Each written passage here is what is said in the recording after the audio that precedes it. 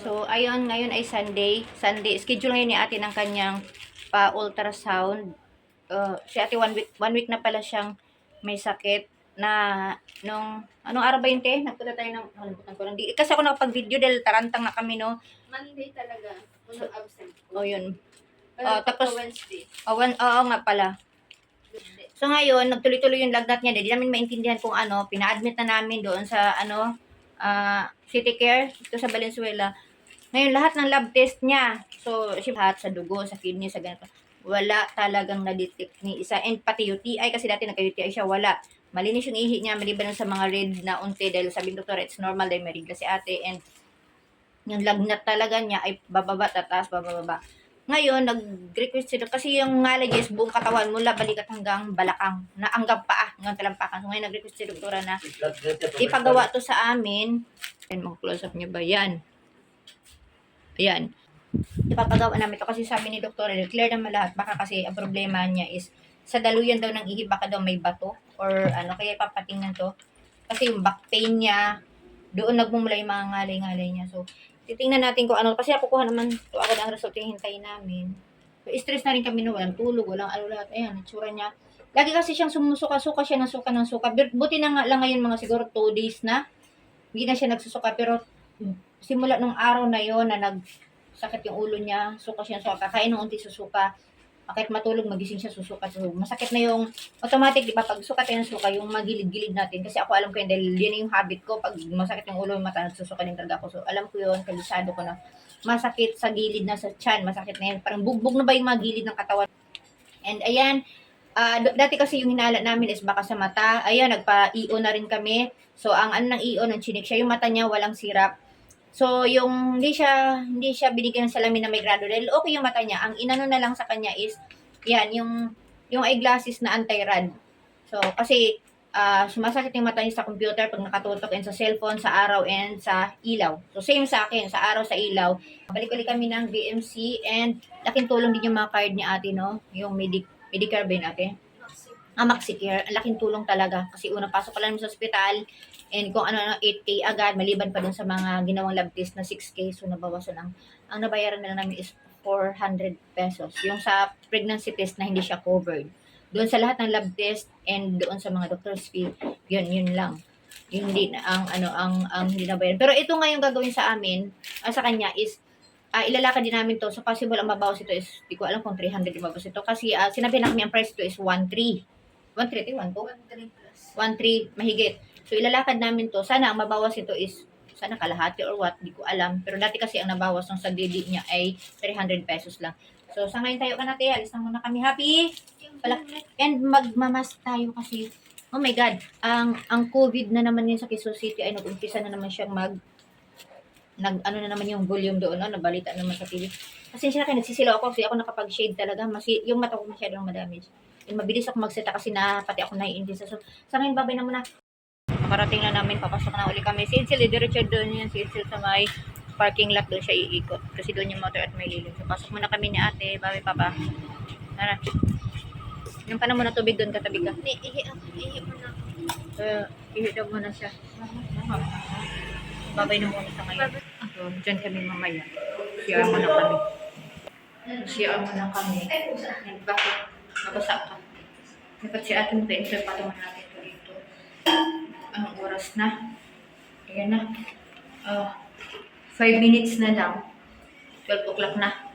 So, maghingi na lang tayo nito ng sorry kasi yung appointment natin ay hindi nasunod yung oras. Sana lang talaga. Sige, punasan mo yung bibig na iniduro. Minsan na lang talaga. Sabi, hindi pa siya nagkalang. Pupunas pa siya na iniduro.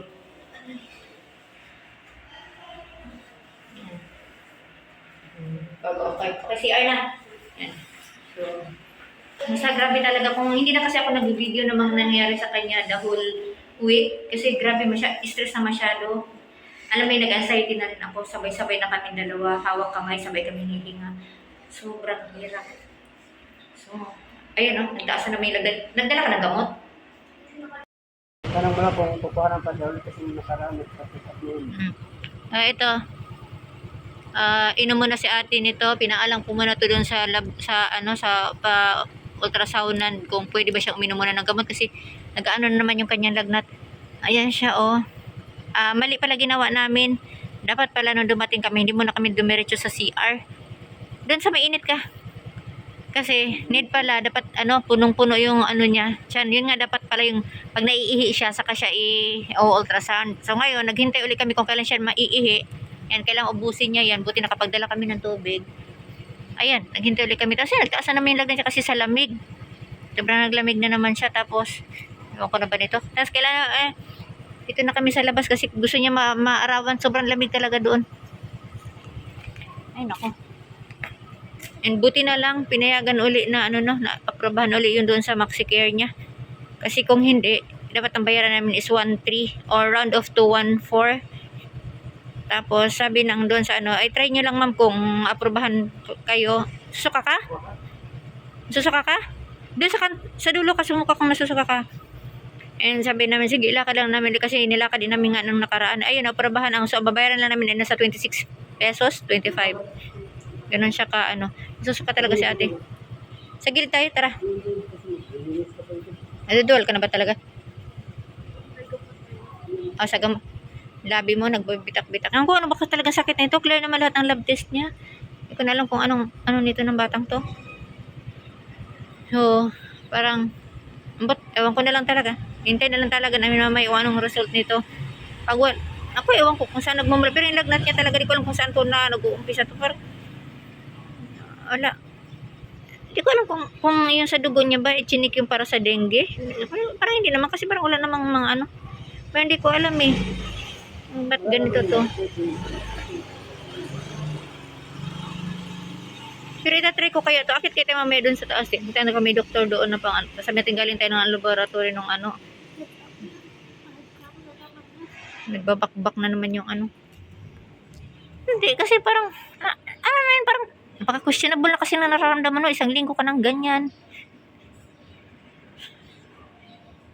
Hindi ka na masyadong nilamig. Naka-medyas pa yan. Pero talaga siya.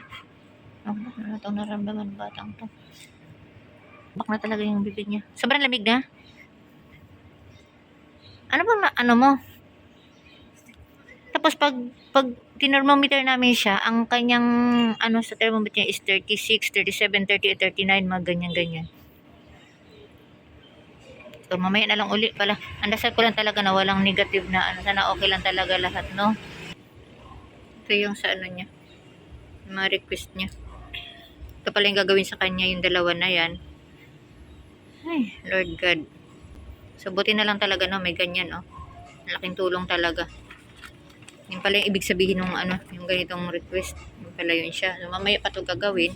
Hintayin man na siyang maihi. Ito pala pag, naalala ko ito, nagkaganito din ako dati. Pinaganito din ako nung, habang ihi ako, saka ginawa. Tapos tuwing gaganyan pa naman yung parang irarab sa puson mo yung parang maiihi ka lalo. Kasi ihi ka na nga eh. Tapos kailangan palang idiin yan para syempre doon nila kung yung parang ididiin talaga. Yung parang katulad sa buntis, may gel na ilalagay or pag nag-ultrasound. Ganun na gano'n naman yan, di ba? Same lang. So talagang ikakayod pa ganyan para malaman nila ganyan.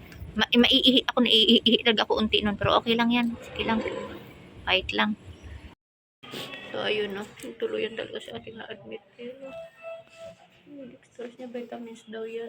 Vitamin, ba yun? Tapos may tinurok pa sa kanya na gamot doon na lang din panipagong tusok. Mo yung ultrasound lang namin. Uwi kami ulit dito sa emergency room. Iyakan naman kami. Naman to eh. Kasi sa umpisa pala sana lahat ng test cleanan na po na. Tuloy-tuloy na. Tapos na yun, iba yung doktor. Di ko pa nakikita yung mukha na yung doktor niya. Pero pili ko yung babae matanda din kayo nakausap. Hindi sintura yun. Kailangan ko ng proof ng picture din para paniwalaan si ate talaga na kasi baka siya ulit makapasok bukas. Ang dami talaga namin. Problema si Angel, babalikan ko si Angel sa HMO. Titingnan ko kung na-aprobahan yung doong files niya. Lahat ng niya. Kasi kung hindi ma-aprobahan yun, ang laki ng babayaran namin dito. Private kasi to. Sana lang talaga Lord kaya pa kasi ang dami na namin nagamit doon. Lahat ng mga check-up. Kanina kakagamit lang namin noon. Ngayon gamit na naman ulit. Add mo nakarangan. Ginamit namin.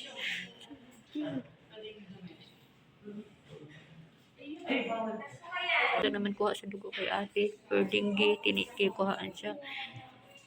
Hindi ko alam kung ano pang ibang lab test nila doon. Kasi sabi ko naman lahat ng lab test nila ni ate dito, uulitin. Uulitin ulit. So, kakatapos lang pa sa kanya ng dugo. So, yan, kaya, takoy ko muna si Itzel ate ha. Takoy ko muna si Papa mo ha. Mag-pray ka ha. Kaya talaga. Yan ang kahit ng battery ko. So, ano na, 8 pasado na. Yung tuluyan na nga si ate na pa kayo nasa ER. 5 hours kami sa ER. And then, inakit kami dito sa taas. Tapos nahilo na ako. Magsi 6 o'clock na. Ngayon, iwan namin sa dito ate magpapatid ako. Sa Maisan kasi wala pa akong kain. Ito lang kain sabi na sinasukin ko pa. Nagpaalam naman ako sa doktor. Nagpaalam naman ako na uuwi mo ako saglit kasi wala pa akong kain-kain. So, tapos dahil lang kami. Kasi ang hirap pag ganito yung kanina nung inakyat talaga si ate sa taas. Nung nasa ER pa kami. Okay pa yung ano niya kasi doon siya ang nilagay sa kanya is multivitamins, yung isnumero sa kanya tapos yung paracetamol. Ngayon nung nilipat na kami for admitting na siya. Palitin namin ng 4th floor, Diyos ko. Sobrang takot ko talaga. Ilang nurse, balik unang nurse pumunta doon. Alam mo yung nagtanong siya kung na-BP na ba, BP doon. Sabi ko, di ko pa malala, pero okay siya, normal siya sa baba. Tapos yung tumakbo siya palabas, lumabas siya, pagbalik niya, parang tatlong nurse ba yun? Tapos may isang doktora kasama niya. Bagsak na, tapos nag-BP sila. Yung pinaka-nurse sa baba na may hawak doon kay ate sa ER, na nurse siya, yung huling nag-BP, ayun, tinawagan niya pala yun. Kaya naging parang tatlong nurse sila, tapos yung doktora na may hawak na kay ate doon. Ngayon, kaya nagkakakaba ako kasi yung pala bumagsak na yung BP niya, nagiging 50/80 o 80/50, basta sabi ni doktora, grabing pagbaba ng BP ni ate, sobra kasi doon, kasi sa taas, sa baba, normal nga lang. Ayun, parang ako nasa gilid. Siyempre, hindi naman ako pwede mag-video, hindi rin ako pwede mag-picture habang inaano sa atin. Ang daming mga siyempre, alam niyo yung mga ginagawa, di ba, sa mga kamay, may mga tinutusok, may mga dinadagdag, may mga kung ano na ginagawa. Yung oximeter, sa sa oxygen niya, sa pag niya, sa pulse niya, lahat yun. Tapos may iba na naman papasok, may magtatanong sa akin, hindi ko na alam, ang daming tinatanong, minsan, mali-mali na sasagot ko. Kasi, alam mo yun, wala akong almusal, wala akong tanghalian, wala pa akong hapunan yan, 9 o'clock na pala, wala na, kaya ko to, wala pa akong tulog.